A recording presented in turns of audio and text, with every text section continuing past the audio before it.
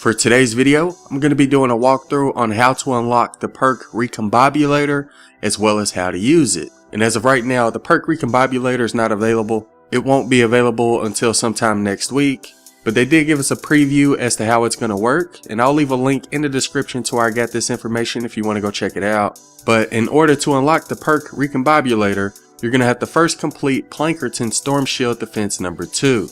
After you've done that, you'll get a sequence of 2 side quests, and once you complete those, you'll get a large number of brand new resources to use in the Perk Recombobulator. So you're going to want to try to complete Plankerton Storm Shield Defense number 2 before next week, and if you've already completed it, you're going to want to look out for the side quest, which I'm assuming is going to be under the quest tab, and try to complete those so you can get those new resources for the Perk Recombobulator. Now once you've unlocked it, in order to access it, you're going to have to go to your inventory, select the weapon that you want to re-roll, and then go to the upgrade screen, which is where you level up and evolve your weapons. You'll see a little option in the bottom right that says upgrade, and once you select that, you'll see a couple of new options. One's called modify perks and the other one's called increase rarity. And I assume the increase rarity is going to allow us to increase the rarity of our weapons. They did show us what the modify perks option looks like, and from here you can either replace or upgrade the perks.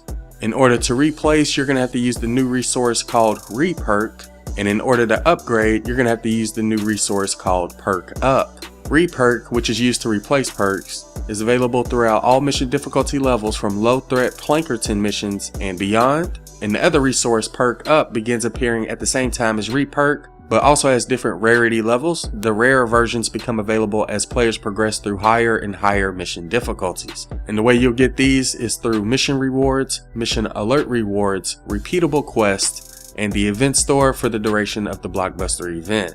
Now another thing I want to point out when it comes to this picture is that if you look towards the left of the perks, you can see that perk's current rarity. So you can see all of the 2 bars are green, which means it's uncommon. The 3 bars is blue, which means it's rare. 4 bars is going to make it purple, which is epic. And once you upgrade it to 5 bars, it's going to make it orange, or a legendary perk. Not only can you replace and upgrade perks, but you'll also be able to choose the element you want on your weapon, which is a feature I didn't know they were going to include.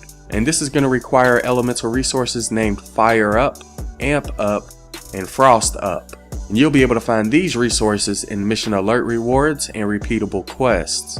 So I'm assuming Fire Up is going to give you the fire element on your weapon. Frost Up is going to give you the water or ice element. And I'm assuming that the Amp Up is going to give you the nature element. I guess technically it could be energy as well. I'm not sure if we're going to be able to add energy elements to our weapons. I'm sure we'll find out next week. The first thing I wanted to point out in this picture is that you can see some of the new resources or modification cost in the bottom right. Also, if you look above the modification cost, you can see the upgrade and replacement options. In this example, they end up upgrading the energy element perk. Right now it's blue and at 3 bars, which means it's a rare perk. And as you can see here, once you upgrade it, it gets another bar and turns purple, which means it's now an epic perk. But like I said, not only can you upgrade your perks, you can also replace them.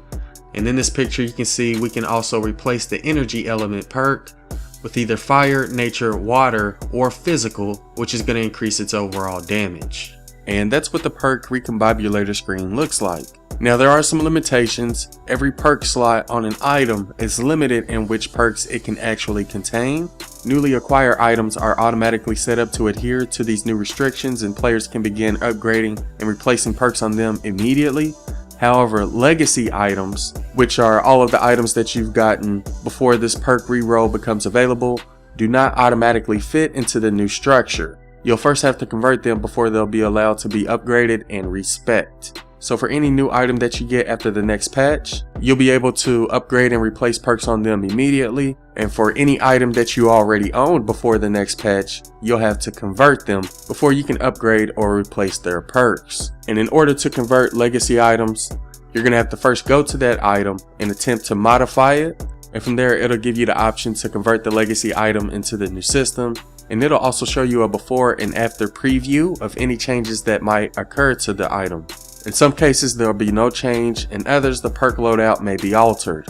Sometimes a free slot may appear Free slots allow players to choose what goes into that slot for free after the conversion is accepted. Converting legacy items are going to be free and on a per item basis. This means that each legacy item must be converted to work with the Perk Recombobulator one at a time. Once the process is performed on an item, you're free to begin customizing that item's perks. And the last thing I want to go over are the perk slots. Every new item acquired or legacy item converted rolls perks a little differently than before.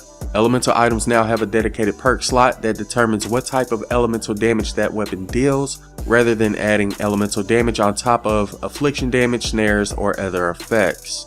Each perk now has 5 levels of power up from 3. Players can now upgrade individual perks to reach these higher power levels. This means that if you want your legacy item to reach its full potential, you'll want to convert it to work with the Perk Recombobulator. So I'm assuming after patch 4.2, if you want the weapons you already own to be more effective, then you're going to have to convert them and put them in the Perk Recombobulator. And each perk slot has a range of possible perk types that it can contain. Players can choose to replace a perk in a given slot, but the list of perks that a slot can be changed to is limited in scope and varies from slot to slot. Some perks cannot be changed at all.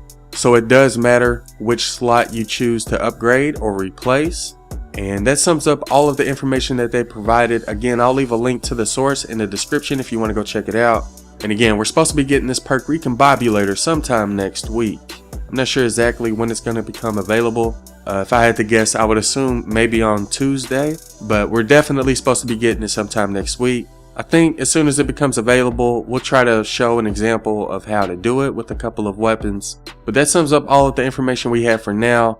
Let me know what you think about the new Perk Recombobulator. Anyways, I hope y'all found the video useful, and thanks for watching.